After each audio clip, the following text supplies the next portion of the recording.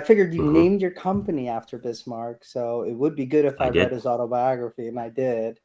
And I came out of it like all the great points about him. I mean, it seems like he willed his position into being. It seemed to me, my impression was it was pure will. I mean, and that one moment when the king was going to resign, and that moment, I picture a fireplace burning in the background, and the king just completely distraught about what is it called, the Reichstag's stance on everything he's trying to do. They won't push through, and then Bismarck single-handedly says, "Hey, I am your man. I am going to take this to the finish line. Just trust in me." And the king just says, "Okay." He rips up his resignation notice, and so there were a lot of great points. But the book was not very forgiving to Bismarck. Well, these It books can was be very a Frenchman, critical, and but then at the end, I noticed it was a Frenchman that wrote the books. I was like, "Oh, that might be why." Yeah. he's responsible for the ultimate defeat of France as the premier power in Europe. But the most interesting thing about him is that he is a person that navigated both elite, popular, and foreign politics Mm. very smoothly. And, people sometimes blame Bismarck as having set up the issues that led to World War One, but I don't think that's accurate. I think it's sort of a clear example of succession failure where he wanted to avoid such a general war, and he would not have pursued, a world war over some silly issue in the Balkans, right? It was sort of like the entire Balkans are not worth the bones of one Pomeranian grenadier, is a quote by Bismarck. Yeah. Yeah. So Yeah. I feel he was actually quite good at navigating the diplomatic system, and also, for example, wasn't that interested in involving Germany in colonial ventures. He thought they were going to be a disaster, Mm. geopolitically, and a distraction from more pressing concerns. And Yeah. also, I want to say a pleasure to meet you, and thank you for inviting me Hey, on it the is show. my honor. Completely decided. I think um, pragmatic question is talking about what you do. Well, I would almost consider myself more an active explorer of the world and how it is. It's not only the case that the forecasting of future events is very important. Sometimes establishing what is here and now is even more useful. So our company is described often as a political risk consultancy, which of course involves this element of forecast. For example, unfortunately, in an internal, report, we correctly predicted Ethiopia's breakdown into civil war that recently occurred. And honestly, this was a prediction that was fairly easy to make. However, lots and lots of people were incentivized and or perhaps overly optimistic, overly hopeful. A hope I certainly understand that that outcome could be avoided, that the country could remain stable, that it could continue its sort of winning streak of 20 years of economic growth, and of course that would make it an excellent place to invest your money or to open factories or businesses and so on. So establishing what is already here is very important, and you often can't rely on sort of public consensus information. Uh, Honestly, the epistemic commons are at this point fairly polluted. People pursue, all sorts of ideological agendas. The quality of news has fallen down. Often we talk about a crisis of trust in the mainstream institutions. And I think it's more accurate to say the institutions have a crisis of trustworthiness. Most of the public sources of information, again, are much less functional institutions than they used to be. But also to like concretize a bit what you said, my research, of course, deals with these biggest questions of, how is our civilization doing?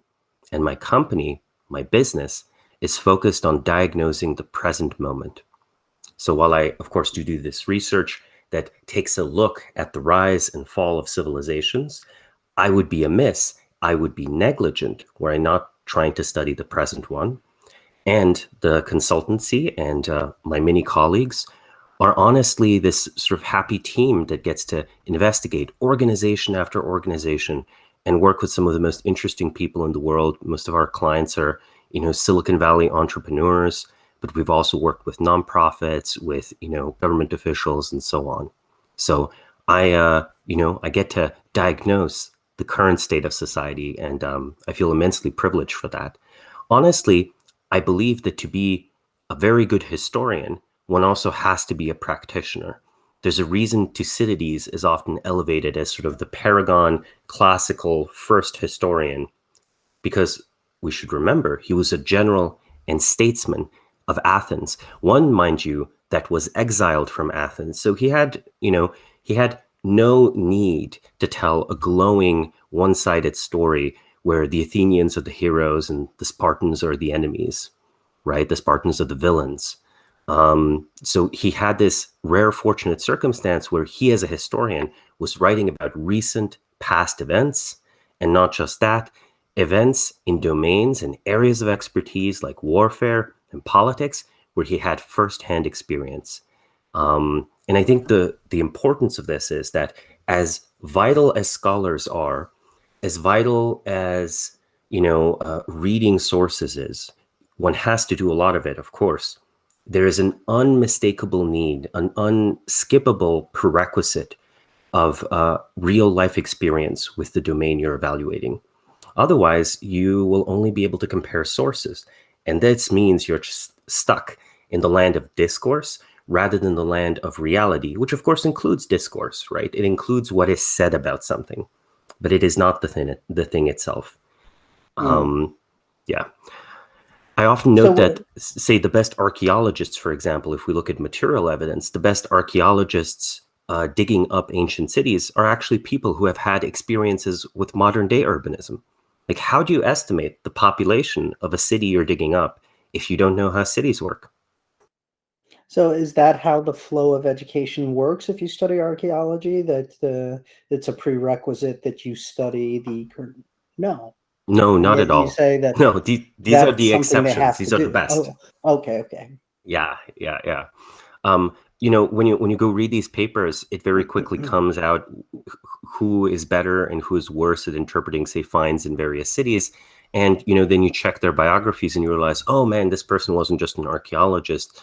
They've actually had this strong interest in urban design and in estimating modern populations of modern cities. And then you can use some of these same tools, same estimate tools, adjusted for technology, to give an accurate estimate of the population of an ancient Roman city.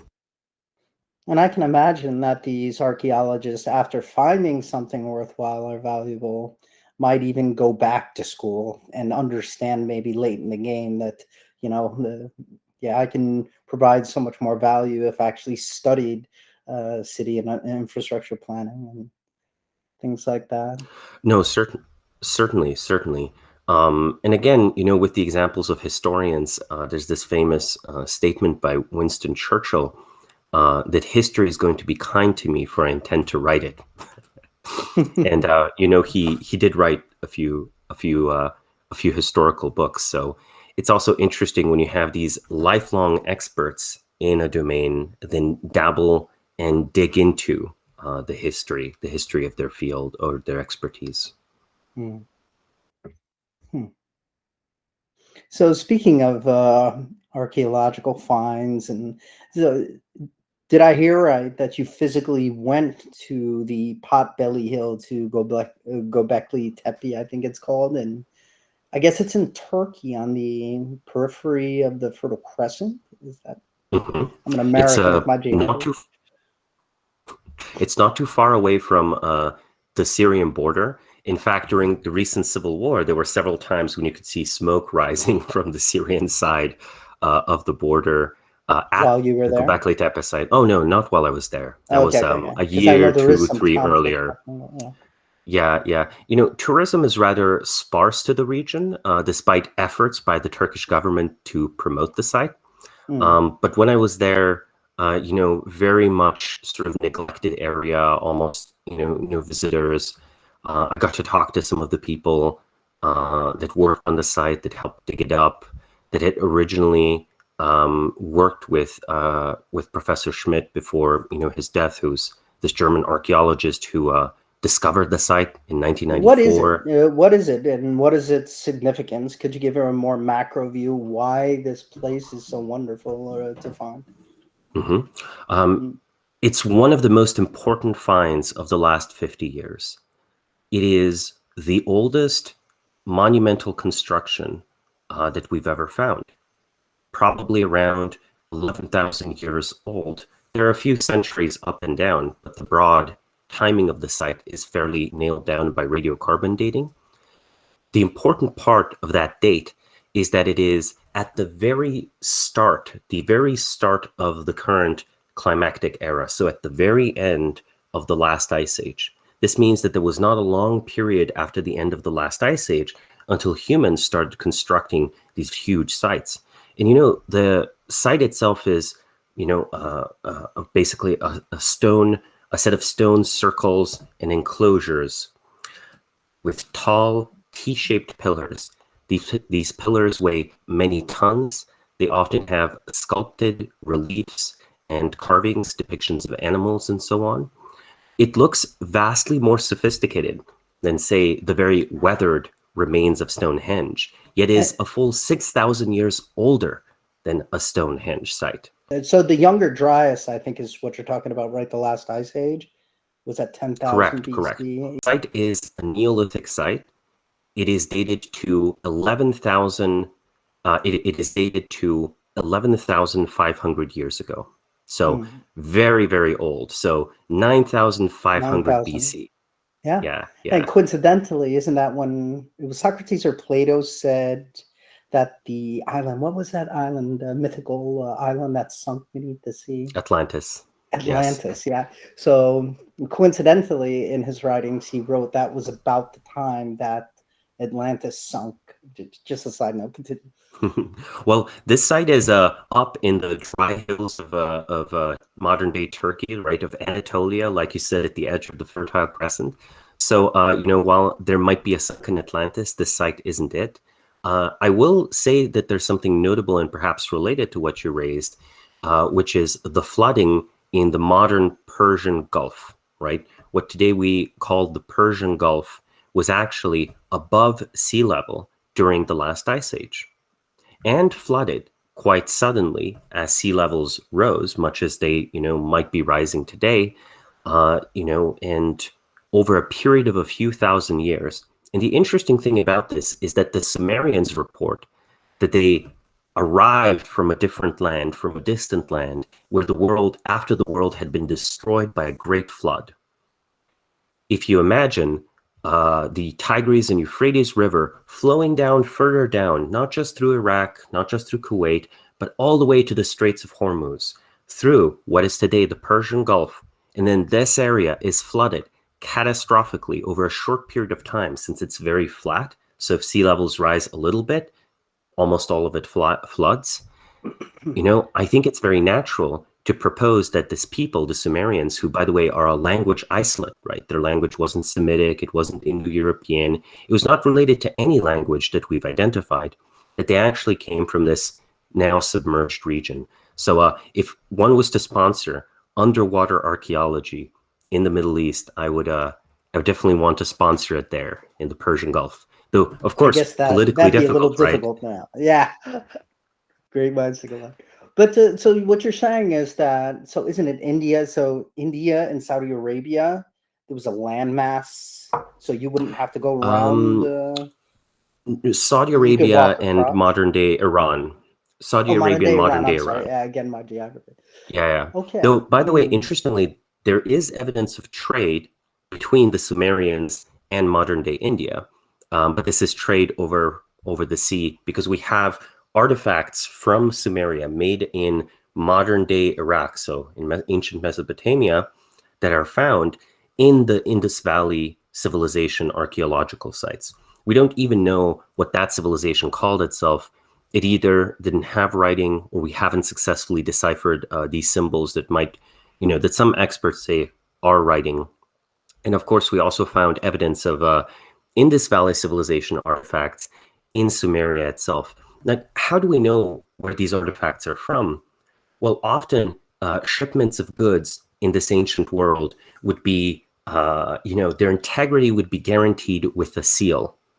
And the seal would have a distinct written character or symbol on it. they found, matching symbols in both the Indus Valley and the seals that were clearly made in, Mesopotamia and Mesopotamia itself. So there you have it, ancient evidence of long distance trade through the Persian Gulf and the Indian Ocean. And just to this would be around re-anchor 6,000 BC, 5,000 that was BC. my question. Just to re-anchor what year this was. So about 6,000 BC this was happening. So the Sumerian civilization, could you give us a date for that, when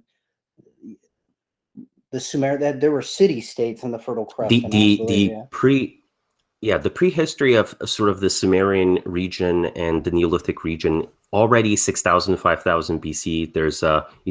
There's developments there, but say 4,000 BC to 1,700 BC is this period that we think of as Sumerian civilization, where they develop these great city-states, right? These city-states are usually focused on a temple complex around, a ziggurat.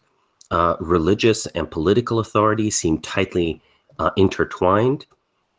Each city usually had a specific god that was focused or particularly favorable to that city. And, the Sumerians were so deeply influential that the Babylonians took up a lot of Sumerian culture, including at first preserving Sumerian, which had become a dead language, as a religious language. So the analogy to medieval Europe and the use of ecclesiastical Latin, or the use of Sanskrit in India, makes itself. Yeah, I don't know if you've ever heard of a writer called Graham Hancock, but he's a hobby historian. And I think he's spent at least half of his life talking about how there were advanced civilizations far back beyond what the typical anthropologist, anthropology, I guess is the study of the typical anthropologist would date. Agriculture seems to be the key, right? So I guess Göbekli Tepe, getting back to the site that you physically visited, right? You went there? Yeah. Yes, so, yes. The You reason can actually find pictures of that on my Twitter and Instagram, and I also released a short recording from the site itself on my YouTube channel if you want to see it. I tend to put graphics after the fact, so after we do this interview, I'm going to go through, so they're probably going to be flashing your graphics here. But my question was, so Göbekli Tepe, so the controversy is coming because I think you're pushing back. Is it you're pushing back on agriculture? So what is the date that us human beings tend to think agriculture started? And you're saying, hey guys, this date might be pushed back further and further. Or are you saying that a pastoral lifestyle was able to create an environment where they can, because how long do you think it took to create it? Was it a great pyramid type effort, or I would imagine a lot of protein would be needed in order to erect these huge stone artifices? And I think one of the most interesting things, I'm a Joe Rogan fan, and Graham Hancock was on, and they spend a lot of time talking about these figurines, these statues, how intricate they were for the time. It's certainly the case that our evaluation and estimation of the skill, technology, and expertise of Neolithic people was completely changed by this site. I think the estimates that I've read for the labor force needed to build this, stone complex, usually called a temple, but honestly, whenever we find something and we don't quite know what it is, we call it a temple. But, let's say it's a temple. To quarry it and to bring those stones from the nearby quarry, the estimated labor force was 500 people. Now, there are two ways you can take this. One way is actually hunter-gatherer societies had enough surplus, but were hierarchical also enough. They were organized enough to undertake such efforts, which we didn't believe previously. Or, and I actually think this is my favorite explanation, we have not yet found the evidence of agriculture that was practiced by these people. I believe they did practice agriculture because the climatic data we have shows the region was as dry then as it is today. This is not true for many parts of the Middle East, by the way. The Sahara Desert was notably wetter, and while it was still very warm, it was a so-called Green Sahara period. Modern-day Saudi Arabia, so the Arabian Peninsula, was also much greener. However, these hills, in the middle of Anatolia, in the middle of Asia Minor, they were pretty dry even back then. And while forests can be immensely productive, even relatively dry Mediterranean-style forests, for hunter-gatherers, I think this type of surplus is best explained by agriculture. And of course, you might ask, so, okay, why didn't we find evidence of agriculture at this site? Göbekli Tepe is on top of a hill. It actually has a great view of the surrounding terrain. That's not the place where you farm.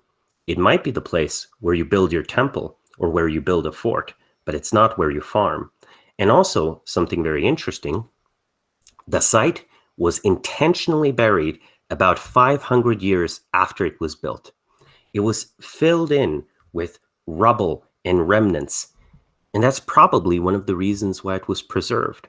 This, of course, leaves the mystery of why it was buried so carefully.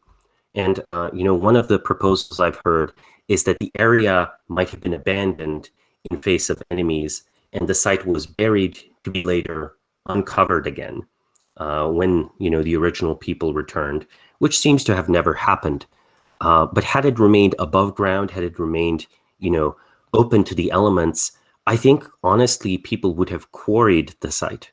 It is the unfortunate fate of many ancient buildings that, their stones are continuously reused. When we go to modern day Rome, you'll see many beautiful buildings from the Renaissance. You could think of that as the Rome of the popes.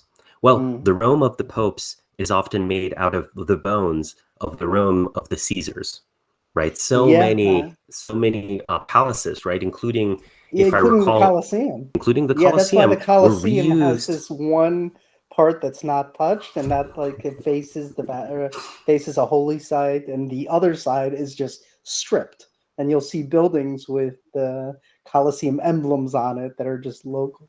Continue, sorry. Of course, that are just if you visited Rome, you've seen this. You'll have Roman stones with Roman inscriptions built into churches and so on. Yeah. So it's the fate of all cities to recycle their own past.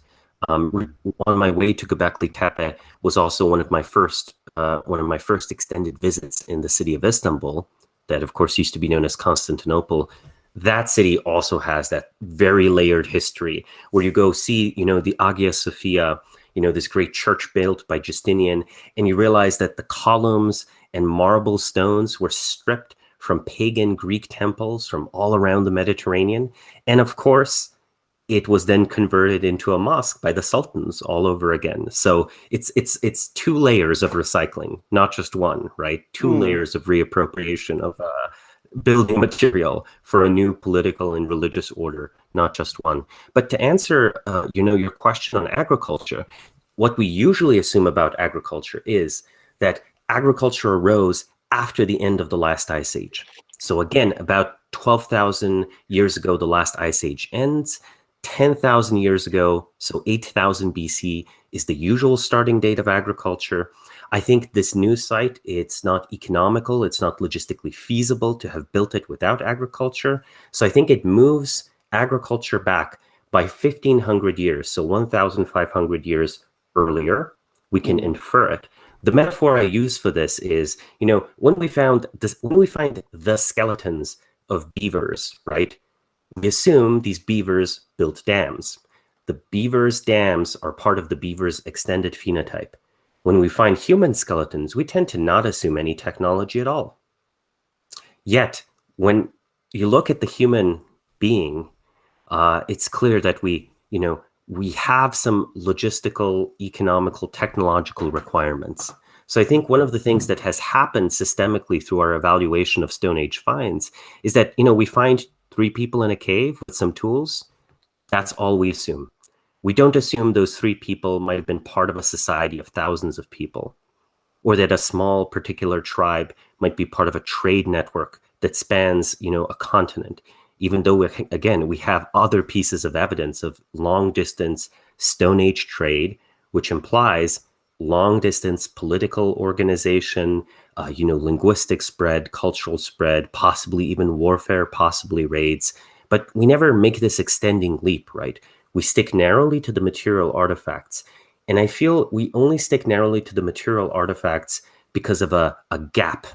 Historians, for all their strengths, usually focus on written history. Archaeologists, for all their strengths, are mostly focused on correctly interpreting particular finds.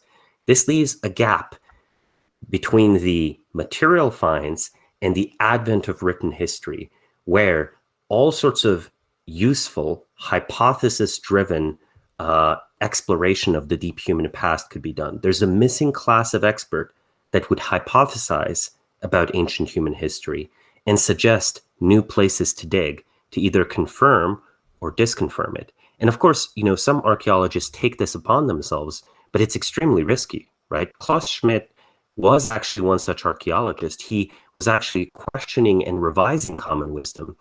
The Göbekli Tepe site itself wasn't discovered, it was rediscovered.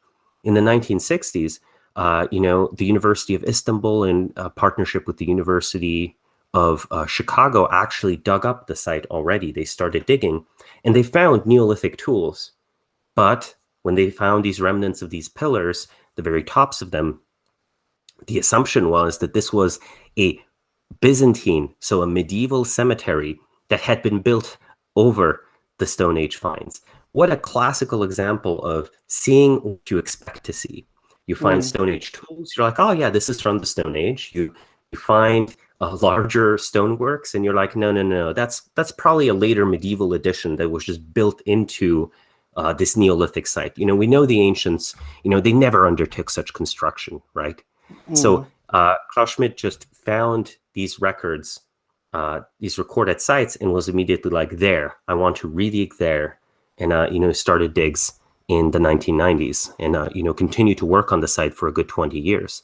So I do want to praise the archaeologists here by saying that their funding is very limited. They take massive career risks whenever they advocate for a new, unusual site to be dug up.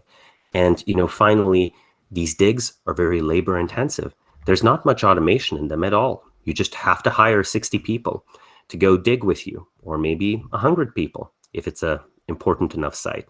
I find it hard to wrap my head around someone finding, is there specific tools only used for agriculture? I know that there was a guy, Taiwan man, I think it was found in Denmark, and it doesn't go anywhere as far back as the dates that you're talking about, but he was so well preserved. I think it was a bog where they found the contents of his stomach. Okay. That's a way to figure out they had agriculture, but are there specific tools that these archaeologists find that says, agriculture? I mean, you would think that we're talking about time periods of 12,000 years, plus an ice age. So if they had agriculture before the Younger Dryas period, think about the amount of not only erosion, but the amount of sand and dirt that just covers up everything. I think it is a miracle that we even find proof of anything from that far back. So how do you identify? How does an archaeologist pick up a rock and say, oh, they had agriculture, or is it something else? I'm not an archaeologist, but I will note that there are specific tools for grinding wheat that often are used as identification that flour was made. And of course, one can make flour from wild grains and even, create bread before you have any agriculture. It's just agriculture makes that a much more economical and useful activity. Of course, there are some tools that are usually associated with agriculture. But honestly, I think that it is basically a matter of luck. One thing we have to keep in mind is that we have an imperfect record of the past. In every single technological find, it doesn't matter if it's an ancient Greek steam engine, and I'm not being hyperbolic here, I mean Heron steam engine, or something like the Antikythera mechanism, or something like agriculture at 8,000 BC or 10,000 BC. These are the floor not the ceiling of past human achievement. Whenever we find something, we revise timelines. And of course, there are examples when there were, forgeries or misdating before radiocarbon dating, where we had to revise the date of what we thought were old finds to have been much more recent. But that's the exception. The usual rule is whenever a new find happens, we will have a more ancient date, right? So future finds are only going to push back human history and the history of human accomplishment further back into the distant past. And to answer the question of where does it settle? What's the actually correct date, right? What is the actually correct timeline? You can't merely work from current artifacts, but you have to think about which artifacts are likely to be found in the future. So you need a hypothesis. And then my hypothesis would be that agriculture originated before the end of the last ice age. And then if you ask the very difficult question of when did it originate, what is the second best hypothesis? And here's a hypothesis I'm not that confident in, but I think is the best one we have. I actually think human beings have always lived in complex societies. And I actually think agriculture on a small scale was part of our toolkit for a very, very long time. Perhaps we should not think of, man, the cave dweller, but rather man, the gardener, right? Homo sapiens, the gardener, or the village dweller, right? We have evidence of fishing hundreds of thousands of years ago. Are you going to tell me that fishing villages didn't pop up? Boat building, right? We have evidence that humans settled on the island of Crete, which they could have only reached by building boats hundreds of thousands of years ago. That's even before, the origin of modern Homo sapiens. That's actually the era of Homo erectus. So if they had boats, if they're fishing, are there not fishing villages? Well, of course there are. Well, why have we not found many fishing villages? Well, sea levels rise, right? Because of the end of the ice age. And not only that, like you say, it's a miracle that anything is preserved at all. One of the reasons that our imagination of the Stone Age is of cavemen is because when things fall in caves, they tend to get preserved very well, right? So we, of course, have the art that they make in underground, deep in the caves of France, that gets preserved. But any art Stone Age man made on the surface is long gone. So my hypothesis then would be that humans have in some form or another been practicing agriculture and farming, small scale, for the last 80 to 80,000 years or so. And that's a pretty radical hypothesis. Oh, yes. And that's a pretty radical hypothesis, but I'm willing to make the bet, and I've offered this bet. So, if anyone's watching this, a qualified challenger, that within the next 20 years, we will find at least one permanent settlement that is 20,000 years old. Why 20,000? Because that puts it squarely outside of the paradigm of humans started developing complex society after the end of the last ice age. And once that dam is broken, I predict in future decades we'll find a different stopping point. It's not going to be an ice age. I think it'll just be the evolution of mankind. I think we'll just find 70, 80,000 years ago, at the dawn of what we call behavioral modernity in Homo sapiens, there was farming and there were permanent settlements. I mentioned Graham Hancock before, and the skeptical community, of course, throws all the reasons why we shouldn't believe Graham Hancock. But an interesting thing he talks about is that, and it's something that a lot of the same sounds are coming from you, where technology is not linear. It doesn't just, a lot of us nowadays, we think, this led to this, just linear progression. But one of Graham Hancock, one of the things he does is he puts forth examples of things like in Sumerian society and before, how the pottery was better. They built better quality items, and I don't know, this is because population increasing and they started mass producing. I don't know the answer to that, but he objectively gives examples of technologies being better at some point. And then as time goes on, you would think progress would happen, right? Because we see today's exponential technologies. But actually, it steadily got worse. And now if you take our human timeline with agriculture back, where we can organize in much larger numbers, it might be the case that in certain contexts, in certain areas, I don't want to say medicine, but any context, any profession, it might have been better at 27,000 BC, and then we didn't recover it till 200, right? There's always a chance. I'm just throwing I think out there, there's it's just an amazing very thought, strong right? evidence Yeah. of rise and fall of societies, by the way. We have even a very well recorded collapse of civilization in the late Bronze Age era, right? The late Bronze Age collapse. Again, that's what I wanted to bring up next. Actually, it's been sitting in the back of my mind. That would have been our next topic. So I love the Bronze Age collapse.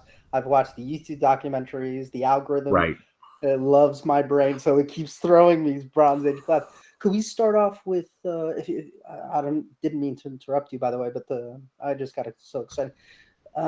Could we start off with who the major powers were in the Bronze Age collapse? And slightly geography. I think it was sort of the Eastern Mediterranean. If you can talk about that. Well, we also called it an organism. Sorry, now go. Of course. To sort of set the time and the era, this is 1200 BC, the Eastern Mediterranean area, so modern-day Greece, Turkey, Syria, Iraq, the Levant, Egypt. Throughout these territories, there is a string of mutually interdependent organizations and mutually interdependent political entities and civilizations that occupies this entire area, and they're all engaged in trade, and fairly extensive trade at that. You might have Egyptians importing wine from modern day Greece, and of course the backbone of this trade is copper and tin, because it is a technological necessity for the society of the time, which is Bronze Age societies, to depend on the production of bronze. Bronze is an alloy. For various geological reasons, tin and copper tend to not be found in the same deposits. So you have to go pretty far away. And in fact, we aren't quite sure where these civilizations imported their tin from. We have a decent accounting of the copper, but there have been several hypotheses where they got the tin. One hypothesis is that they were brought in from mines in modern-day Afghanistan. A different hypothesis is that trade was being carried out with Europe, and that the tin was coming from the small sites in Italy, or possibly, and more distantly, from the much more abundant sites in ancient Britain. So we don't know where the origin of the tin is, but it must have been in one of these two regions, both of which are remarkable. So these civilizations, while they are a tight interconnected system, are also, of course, reaching out to other parts of Eurasia and influencing them, right? The Egyptians, of course, are undertaking trade with areas that would later be known as, Nubia in Ethiopia, the Horn of Africa region, and so on. So these societies, you have the Mycenaean civilization in ancient Greece. After the Bronze Age collapse, the end of civilization there is so total that there is a 400-year dark age where writing is just lost. So the Mycenaeans have writing, as do the Minoans that slightly precede the Mycenaeans, that, a civilization that existed on the island of Crete and had already gone into, decline by that period. The Hittites completely collapse. The Assyrians sort of survive and are actually one of the few civilizations that survive. And one of the reasons is the Assyrians switched to the use of iron for their military needs around this time period. And that later becomes sort of the basis of their civilization. The Egyptians barely survive, but they cease monumental construction for 100 years and have a notable decrease in population. Many cities are abandoned, and many sites, many religious sites are also abandoned and reclaimed by the sands. The Egyptians talk of these, terrible wars with the Sea Peoples. The Sea Peoples, mind you, are not yet identified. And there are other accounts from, Hittite sources of mysterious attackers, destroying these areas. But the fun part is we don't actually know why the Bronze Age collapse happened. We don't know why there was sort of a ring of destruction everywhere from Mycenaean cities, so the modern day Peloponnesian, down to Mount Sinai in modern day Egypt. There's a layer of destruction in the archaeological records for each of these cities, where they are abandoned, where they burn down. There are some regions, funny that you should mention pottery in the Sumerian context, many thousands of years earlier, where the pottery gets worse. Well, in this case, there are some regions of the Middle East that cease producing pottery at all. Pottery has been so ubiquitous for human beings in the last 20,000 years that often when archaeologists don't find pottery in a region, the assumption is there are no people there. So one possibility is some parts of the Middle East might have been so depopulated that they were virtually abandoned, reclaimed by the wilderness. And we certainly know it was the end of urban life for the majority of these civilizations. Now, like I said, we have accounts of raids by the mysterious sea people. There's evidence of a string of really devastating earthquakes. There's evidence of droughts. There are too many factors, and a volcano, and a volcanic eruption. I don't know if you know about that theory, the Iceland volcano eruption theory, that it caused so much drought that the sea peoples, you're right, they're unidentified. There are some theories that say it was sort of Sicilian, that area, maybe even Slovenian. You never, right? So it depends. Who knows? Who knows? But the Egyptians did carve drawings, and they did use the sea peoples as mercenaries in the past. But what drove? So they would have to be large amounts of people. So my own theory, there would have to be large droves of people, these armies, and just desperate. And like you said, they found layers of just charcoal under these villages. And I don't know if you mentioned it, but it wasn't all the sea peoples, right? So it might have even been ancient enemies that found a reason to attack. Or they saw the sea peoples causing so much havoc, and there was even correspondence at the time, help me, but they couldn't help because they're getting attacked themselves. But so the idea of the sea peoples and who they are is a mystery. It's really fun to think about. But you talked about these. The reason I say if you can mention the superpowers, because you said something very interesting, and I mentioned on Twitter that you say that it forms a sort of organism. So when countries trade and they're so dependent on each other, they form a type of organism. To start off this question, how peaceful before the sea peoples came? How peaceful was the time period of the Bronze Age? I don't know anything about that.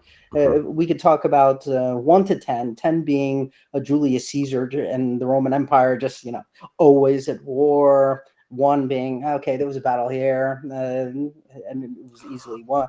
So 1 to 10, what was the peacetime like? One of the first attested peace treaties we have is from this time period, right? The battle of Kadesh between the Hittites and the Egyptians. However, the present, a recorded peace treaty, of course, implies war, paradoxically. So I actually think that these, no, obviously there's no need for a peace treaty if there's peace, right? I see. So I would give it a 6. I would give it a 5 or a 6. Okay. What you should imagine is that there's this string of societies where the elites are in regular correspondence. We know these correspondences were quite sophisticated because of the so-called Amarna letters, which were discovered in Amarna, Egypt, which were copies of diplomatic correspondences between the pharaoh and various rulers in the Middle East, such as the Hittites or the city-states of the Levant, or even the Assyrians and so on. In these correspondences, you have fairly intricate negotiations. So an interesting thing about a civilizational system is that societies can be at war, yet be deeply interdependent. If you want a visual of how this looks, imagine Renaissance Italy. Are the city-states fighting each other? Yes. Are they trading? Yes. Do they have a shared culture? Yes. Does it make sense to think of them as a thriving civilization, a single civilization, even though they're politically disunified? Well, yes, right? And the same for ancient Greek city-states. So the system of war that it happens is not that destructive at the end of the day. The Bronze Age warfare that they undertook was sort of a very elite-based warfare, hence the importance of highly trained charioteers, right? Where chariots can be a pretty devastating weapon. If you imagine one or two bowmen on a fast-moving chariot shooting arrows at the enemy, this is as devastating as a few centuries later horse archers would be, right? When a single rider, rides in, shoots their arrows, rides away before the poor foot soldier can do anything about it. And, his buddy over there has been, killed by the arrow already. It's an absolutely devastating tactic for the military. But, logistically speaking, such small elite forces, they don't cause as much havoc to the countryside as a larger moving force. Ancient armies, because of logistic constraints, tended to operate like, swarms of locusts, where they would just take everything that's not bolted down to sustain themselves as they are moving through a terrain. Large armies, of many infantrymen are, because of that, historically have sort of left trails of devastation behind them. So you have peace treaties, you have occasional wars, you have a lot of trade, as I described earlier, say import of cedar wood from modern day Lebanon and Syria into Egypt that is very poor in wood, right? Or the export of papyrus around the Mediterranean and so on. And the most fundamental interdependency was the need to maintain peaceful trade networks, or trade networks even in times of war, to deliver the necessary copper and tin, which you needed to make all of your weapons, which you needed to make all of your tools, or at least the high quality tools. These, just to finish a bit longer, Sure. The elites of these societies were fairly intermingled, even though they were different societies, right? They worship different gods and so on. They would often have marriage-based diplomacy.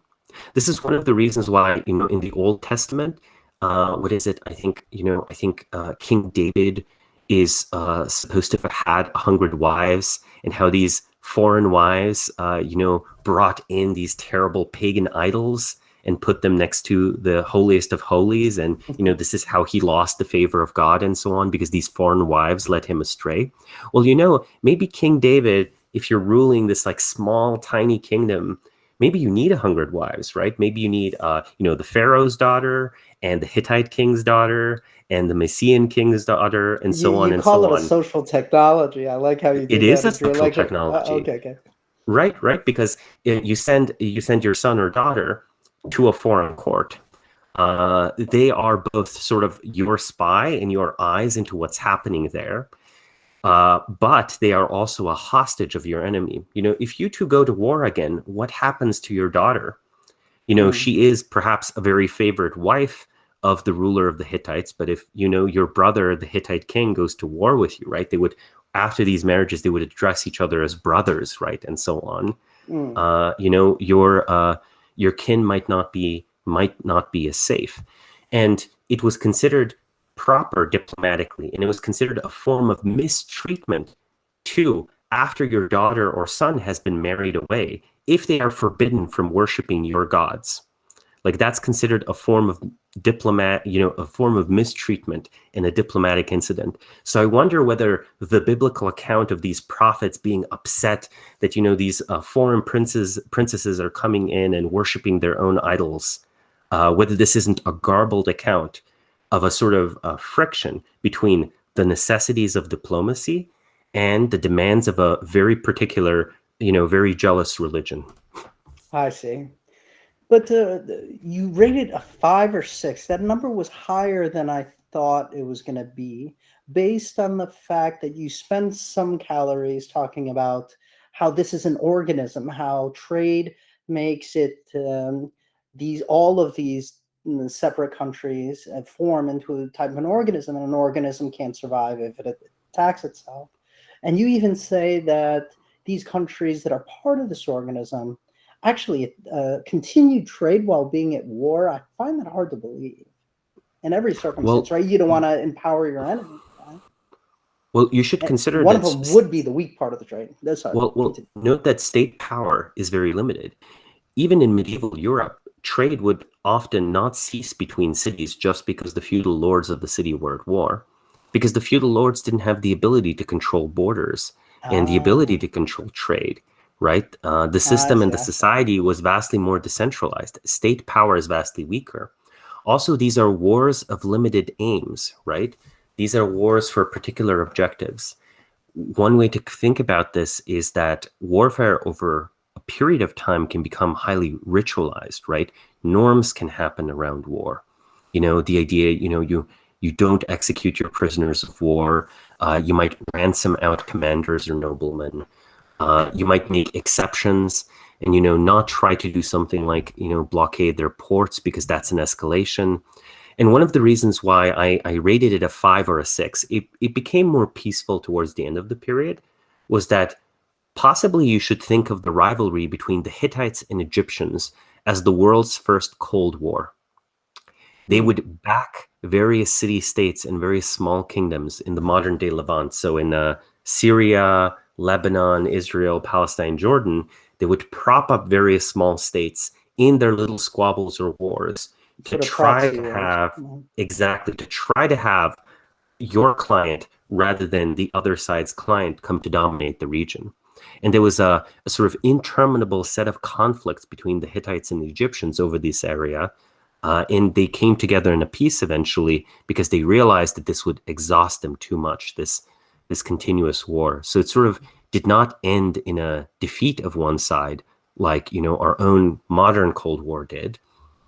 It sort of ended in a agreement that was reached over time. The Bronze Age starts very violent and over time settles into an international system. Something can be an organism to some extent if you consider war to be just another regulatory mechanism, where any sort of overstretch or mismanagement is perhaps pushed back on by other nimbler local authorities. So a mismanagement of Egyptian control of the Levant, of the city-states, of what would become the Phoenicians and so on, becomes an opportunity for the Hittites, and honestly, maybe results in better outcomes for the Phoenicians. Amazing. Because it's 10 o'clock now, we've got 30 more minutes, so we got to move on. I think I'd like to get to the Roman period. I had a flu last week, so I read The Decline and Fall of the Roman Empire. I think his name is Eddie Gibbon, but I didn't get through the whole book. Jesus, 1,000 years of a country. But if I could just make a blanket statement right now, not to get into the weeds in any particular part, maybe I will, I don't know. But it's amazing how many of these leaders, of these emperors, the thing that struck me right away is every time there was a conflict or a battle, a war, these people, the society, thought it best to send their emperor out to lead the army. And it just seems like the JFK assassination every 3 years, right? So, and half the time it was what do they call the Praetorian Guard? Half the time you're in a tent as an emperor. Some guy who's your bodyguard comes in and shoves a dagger in your throat. It's just amazing how so many of these leaders just died of poison, died of their own bodyguards killing them, or the enemy captures them and kills them. Why was this the norm back then? Were they afraid that the men that ruled under them would follow someone else? Or why are emperors going out into war every 3-4 years? And then you might have a time of peace, maybe 20 years, thank gosh. I mean, then there will be turmoil again. This is the story of the Roman Empire. It's just chaotic. The Roman Empire suffers from these interminable civil wars. And it's amazing that it persists despite such a seemingly crippling disadvantage. I think the Romans excelled at the production of very, very ambitious people, very competent, exceptional, ambitious individuals. If you look at, say, the quality of human political genius and military genius, it's just remarkable. There's never a decade where there's not like an excellent military commander or an extremely talented orator or politician. Most human societies have, very long periods of stagnation and low human capital. What ironically, for all their political genius, the Roman Empire truly failed at was achieving a dynamic stability, right? So they had this almost overflowing supply of live players who would constantly try to re-engineer the political system, but they couldn't really have a political system that effectively captured them towards service of the state. Arguably, that was the genius of the early republic, but also the genius of the period of the five good emperors, to find a way to harness new talent and ambition to support the existing order rather than to destroy it, to overthrow it in civil war. The reason why the emperor has to travel with the legions is that if the emperor delegates command of the largest military force he has, that's sent to defeat a particular barbarian army, maybe 2, maybe 3 legions, right, to a general, this general might easily lead them in rebellion after acquiring the loyalty of the troops. Once the barbarians are defeated, this general still has 2 or 3 legions, right? This sort of already happened before Julius Caesar, but Julius Caesar's, famous, statement that the die is cast, right? When he crosses into Italy, violating Roman law by bringing armed soldiers without the permission of the Senate back to Rome. That sort of is a massive and irrevocable change to the political system. It's no longer the Senate that makes the emperor. It's the legions, right? And the Praetorian Guard is perhaps the most corrupt legion because it's the one military force that's always in Rome, right? So crazy moves like, exactly, like the crazy part of, these Praetorian Guards auctioning off who will be emperor is sort of, it's sort of less crazy when you remember that they're physically in control of the city and, can do things like, kill the Senate or close the city gates or so on, right? This very direct focus on military accomplishment, on securing loyalty of soldiers, I think served Rome very well when it came to defeating barbarian armies. But once you have a standing army, you kind of can't get rid of it. You have to pay the veterans or else they go against you. And if some political opponent pays the veterans better than you do, well, it's the personal loyalty of the soldiers that might hold them back versus gold. Yeah, it seems that way. And at that point, if you don't have either their personal loyalty because you commanded them in battle and helped them survive, there's an interesting bond that happens between a soldier and a general.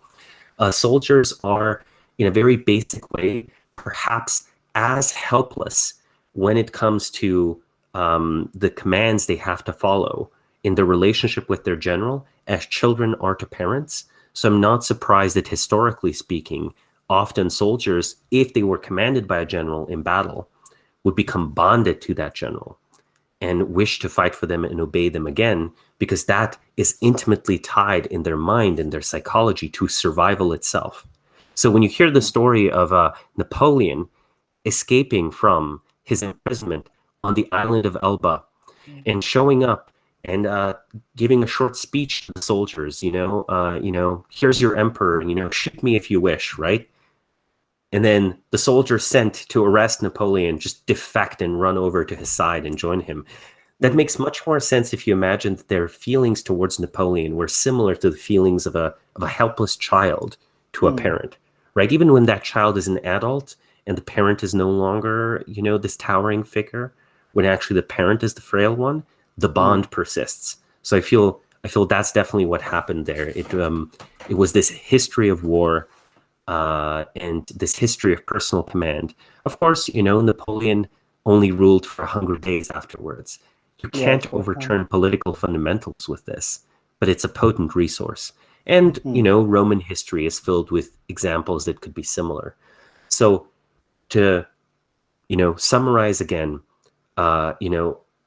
Rome suffered from 2 forms of success that were not balanced by success elsewhere. It was too successful at producing very ambitious people whether or not these people were aligned with each other or with the Roman state. Very ambitious, very skilled people, number one. And number two, it was extremely good at producing highly effective standing armies. But, once you mount a tiger, you dare not dismount it. You have to keep on riding it.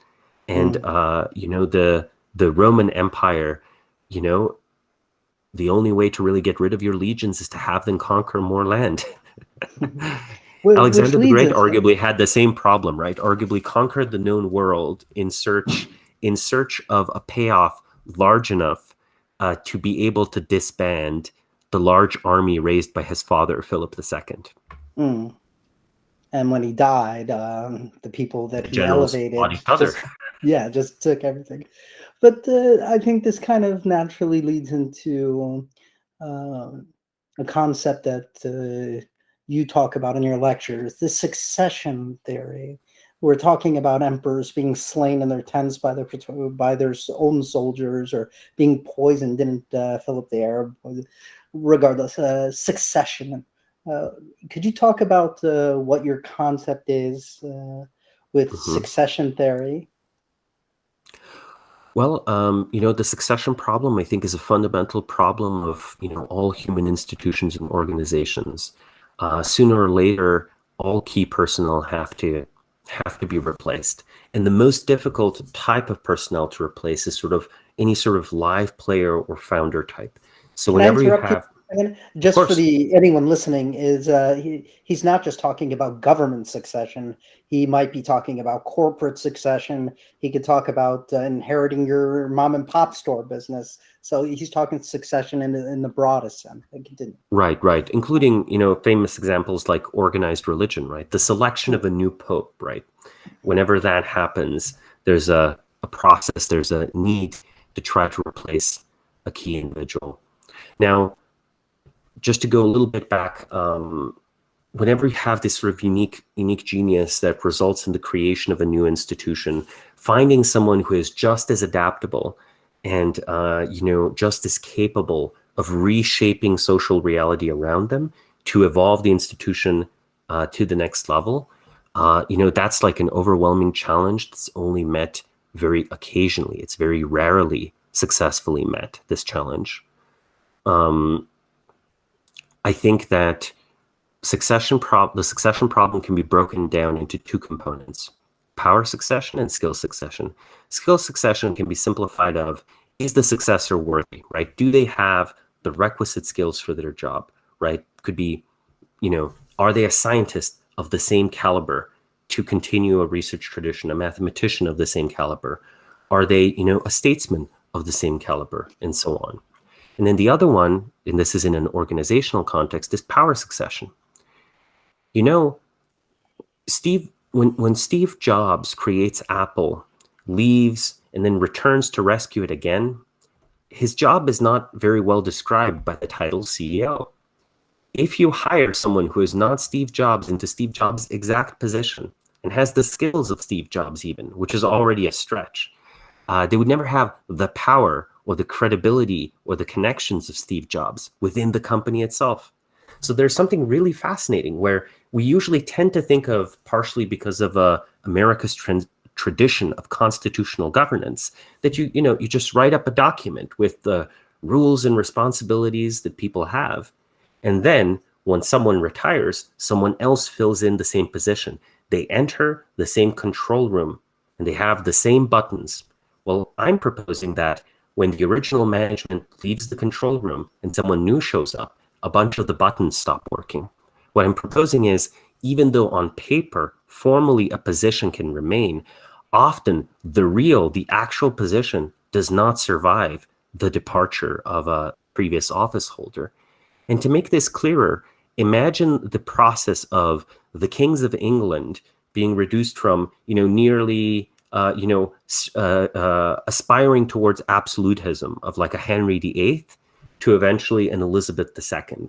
On paper, this is an unbroken succession, but obviously at every single step, or at many discrete and intermediate steps, power has bled out of that office and has bled out of that position.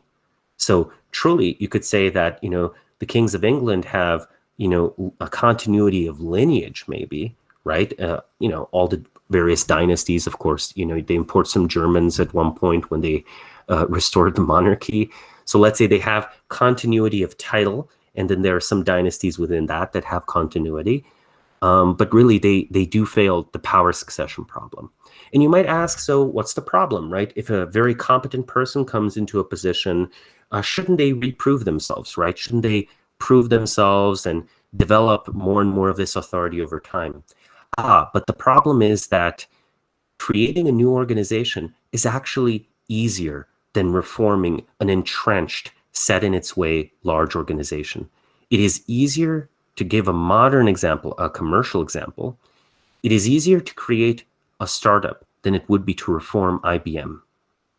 So if you have a failure of power succession, this means you could easily end up in a situation where no one inside the company or an organized religion or a government or any sort of other institution, city, right?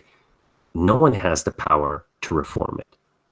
And anyone that tries to do something, even if they're very talented, if they have the vision, have to, instead of building something new, spend all their time keeping at bay the political opponents they have. Like in this office politics sense. We're talking about succession, and I thought succession led very elegantly into these mentor relationships. So when I think about succession, you can think about a CEO of a company, and he has to groom someone to be the CEO, or a blacksmith who has to groom his son to becoming a blacksmith. And I really enjoyed some of your talks. You talked about the difference between explicit and what did you call it, tactile knowledge? Could you talk about the difference between the two? And you linked it to YouTube. So you talked about how YouTube gave us a tool to not only talk about explicit knowledge. And explicit, for the listeners, if you think of a recipe, if you're a hobby cook, you're reading the recipe, but you never quite get it right. And then a YouTube video is not only giving you explicit knowledge, but the tactile, how they move their hands and things. Could you talk a little bit about that? Of course. That was a fun essay to write. It's called The YouTube Revolution and Knowledge Transfer.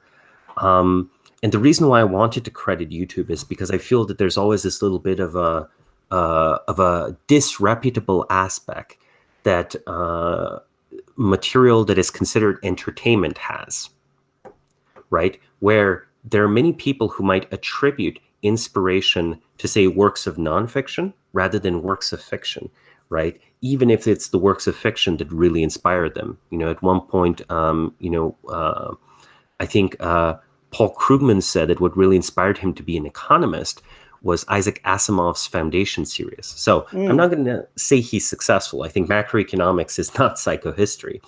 But the fact that a work of fiction inspires people who are, top achieving in their field, I think is very important.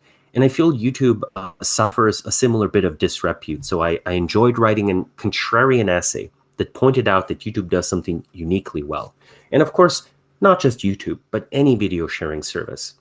The moment came when we all had high quality enough cameras on our phones to be able to record any practical endeavor that we wish at high enough quality and upload it to a large audience without any intermediaries. There had always been things that were best captured by video, not by writing. But for most of the last 80 years or 100 years, to record something, you would sort of need a full BBC team around. With the advent of the smartphone and fast enough broadband and video sharing services, it for the first time became possible for all of us to record everything that we do.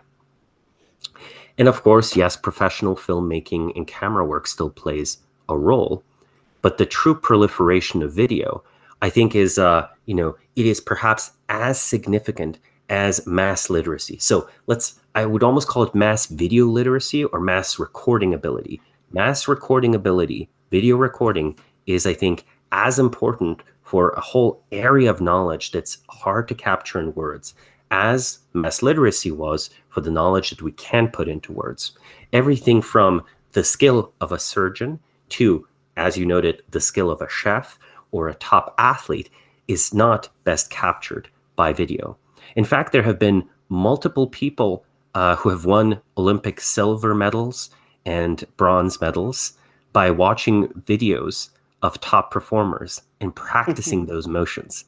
There's something very interesting happening there. Yes, yes. I have to look up the name that I used for the gentleman. So what you're saying is that there was an Olympic contender who didn't have a coach, that he learned it himself? Had a coach only for the very final stages because they didn't really have the resources. Sort of the example I used in the essay was Julius Yego, when he was growing up as an aspiring javelin thrower in Kenya, was just unable to find a coach. And this is in a country where, you know, runners command sort of the most athletic prestige. Mentorship in javelin throwing was practically non-existent. But he was determined to succeed, and he instead just watched YouTube recordings of the Norwegian Olympic javelin thrower Andreas Thorkildsen. And you know, Diego went on to win the gold in the 2015 World Championship in Beijing and silver in the 2016 Olympics. I had to look up this example, but actually, since I wrote this essay, it happened again and again. There were two other examples of Olympic medals won. So why am I focusing on athleticism and Olympic medals? You might think, oh, you definitely need a coach to achieve the highest levels of performance in something as tightly competed as you know, an Olympic discipline. But it turned out to not be the case. It turned out that, you know, 100 books can be written about javelin throwing, but actually it was 50 or so videos of a top performer at work that were enough, and a coach was not necessary. And I think that's revolutionary because of the concept it proves, the concept it shows. I honestly think that in the near future we might end up seeing fields that we don't think of as dependent on video or personal examples, such as I would love to see a video of a Fields medalist solving a mathematical problem and talking it through live on a piece of paper. I would just love to see that. And of course, you have these MIT lectures and so on. But I suspect that having them solve a problem that they've never approached before, so instead of them giving like a prepared lecture, you sort of spring problems on them. I bet if you could had students, MIT students, or even everyday people learning at home, watch these problems, I think a small number of them would pick up on the subtle body language and the subtle shifts in priority and gain something that cannot be gained from a mathematics textbook. So even something as symbolic and abstract as mathematics, I think has a clear semantic component. And if you've ever had a lecture or ability to work with someone who's a truly excellent mathematician, I'm sure you've had an intuition or an inkling of that as well, that there was something about it that couldn't be put into words. The immediate thought that comes to mind is this trend towards attending school from home, about the sharing of knowledge now that we're capable of doing it. And then you have this issue of, at least in the United States, the cost to attend post-secondary education, the cost to go to college, and having these lectures freely available. I really love those Robert Sapolsky ethology lectures, animal behavior. So we have a lot of issues in the United States now when it comes to the sort of geopolitical views. Yeah, let's talk about that. So you talked about in the Bronze Age collapse, you talked about how these different nations form a type of living organism. And we sort of have, I couldn't help when I was hearing you say that for the first time, I couldn't help but think about this multipolar Mexican standoff we have with Russia, China, and the United States. We are trade partners, but something that surprised me is you said that there were trade partners in the Bronze Age, during the Bronze Age, and yet there was still wars. But do you think China would actually ever invade Taiwan? Do you think Russia would ever? Well, let's say Russia's a little different animal there. That they probably, well, they might invade the Ukraine, but yeah, I couldn't help but think that we are forming a living organism nowadays with the amount of trade that we do with the rest of the world. So I think the analogy exists. What are your thoughts on China's sort of military posturing lately with their hypersonic missile that goes across the planet, proving that we don't have missiles capable of shooting it down, and Russia and those aggressive stances? And contrast that in the Bronze Age, what you said, where we're going to continue. I'd like to hear your thoughts on that. No, of course. I mean, the global supply chain is deeply interdependent. The world's CPUs are produced in only a few chip fabs, mostly in Taiwan. It actually takes a global market demand for hundreds of millions of chips to make the production of operation of a modern chip fab economical. One of the basic realities is that I think the most efficient factory, like theoretically, there should just be a single factory in the very best location, a truly awesome factory producing all of the world's cars. And that sounds sort of unusual until you think of the logic of mass production. One way to think about the Industrial Revolution is that it was an incredible centralization of production. Yes, of course, there was a lot of wealth distributed everywhere. But if you think about it, 1,000 or 10,000 workshops around England were placed with a few factories, followed by globalization, where those factories were shipped away into a single industrial region in modern day China. That's an intense centralization of production, right? And the reason is because of economies of scale and so on, and the deployment of all sorts of other resources and the pursuit of comparative advantage. The world's economy keeps wanting to be the same thing, but the economy sometimes outruns the social or political fundamentals that it rests on. Our system of international trade rests on a sort of international order and the absence of sort of these total wars that could erupt otherwise between various parts of the world. If the US and China go to war with each other or stop trading with each other, the US might reindustrialize to a certain degree. But at the end of the day, I do think that they would actually be poorer because they're so deeply interdependent. For better or worse, China does still benefit from American invasion, and the United States does benefit from some amount of trade with the Western world. The United States does benefit with some amount of trade with East Asia. What we could find in a very serious war is that the damage inflicted would not just be measured in millions of lives, as might happen with a nuclear conflict, but in decades or centuries of technological regression. I don't think anyone's proposed that in the aftermath of a war, it wouldn't be the end of mankind. It wouldn't be human extinction. However, all of these economies of scale that we've built up and specialized knowledge located in just a few locations would be wiped out. A serious nuclear war would wipe out the centers of knowledge, most academic centers, most financial centers, many industrial areas. One could rebuild, but while you are rebuilding, all the necessities of the industrial stack would become more expensive.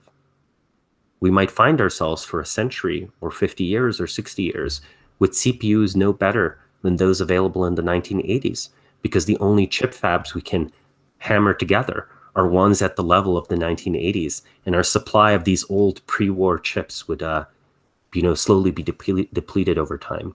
We might find the price of energy skyrockets, or the rare earth metals needed for modern electronics, or say the very specialized equipment necessary to produce modern batteries is gone. And we might find that we are once again reliant on petroleum rather than these fledgling alternatives, just at the time when we have already exhausted the fossil fuels that enabled the first industrial revolution. So I really wonder whether we get a do-over, right? We talked about the late Bronze Age collapse and their dependency on tin and copper. So when the trade routes supplying a region with tin and copper broke down, the use of bronze fell out, right? Bronze was no longer used people had to regress to stone tools. The Assyrians were the exception because they managed to, develop iron weapons and so on. But we might face a similar regression if modern global interdependent civilization were to go and, undertake a truly catastrophic war. And, none of this is said to trivialize the real tensions that exist between the United States and China, and also Russia to a lesser extent, though I think Russia is still, despite everything, a declining power. So even though I think Putin is a quite strong statesman, Russia's hand, right, its fundamentals are not that good. It's not the Soviet Union, no matter how much it might want to be, right? It's not a superpower. It's Although a strong you do call regional him a power. live player. Of course. I mean, a live player can salvage what would be a terrible position, but sometimes it takes centuries or decades for, that situation to arise. Like, I think that there's an alternate Russia where it would have just completely fragmented. People forget today about things like the Chechen wars, the high rates of death from alcoholism, the shrinking population, the brain drain where all the experts left the country. Basically, Russia's hand could have been far worse had they been led by sort of dead players. But not to get too lost off of the thread I was pointing towards, the United States and China will, as a practical reality, need to come to some kind of accommodation with each other. And the question is, are they both functional enough systems to realize this? Where in China, what I worry about is that the best way to be promoted is to be sort of a nationalist. So the best career move for you, working as a Chinese diplomat or a Chinese general, is to advocate tougher measures, whether or not these measures are good for China as a whole. China, if you think about it, has remarkably benefited from being perceived as, harmless or less dangerous or less advanced than it was. For the last 20 or 30 years, the Western world barely did anything about the rise of China. It wasn't seen as a huge threat, partially because it was sort of very quiet, right? It didn't make waves internationally. That's only started to happen in the last 4 or 5 years. And that's a policy that might backfire for China. In a weird way, perhaps they are in a similar trap to that of Imperial Germany on the eve of World War I. A country recently lifted into industrialization, where the best career move is to sort of advocate for the national interest in a very narrow-handed way, blundering into a war with an incumbent superpower, right? In the case of Germany, that was the British Empire. We can end it there. You're an amazing mind. I would have liked to talk about this this newsletter I got, the Bismarck Brief. Thank you very much. And thank you very much for having me on the show. The Bismarck Brief is a new product that we've launched. Over the years, we've conducted dozens, actually hundreds of case studies of key organizations, live players, reviews of industries for private clients, thereby offering them, a competitive advantage. But not everything needs to be confidential. And in fact, I noticed over and over again, people ask me, Samo, can you or your team just tell me what the most important things that are happening in the world are? And, if you try to follow the news will neglect all of these important fundamentals that are at play. The Bismarck Brief is supposed to give you navigation grade on information, a report once a week, 9 a.m. Pacific time in your inbox, the one thing you should read for that week, the one 10-page report that informs you and educates you about the state of play in a vital industry. The first report we released actually was on the state of the Chinese space industry, a very neglected topic, as important as it is. All the developments you mentioned about hypersonic missiles, or the long-term economic viability of SpaceX, or the general trends of Chinese economic growth and aspirations are all closely tied to progress in this industry. And in the Western world, we barely hear any reports of it.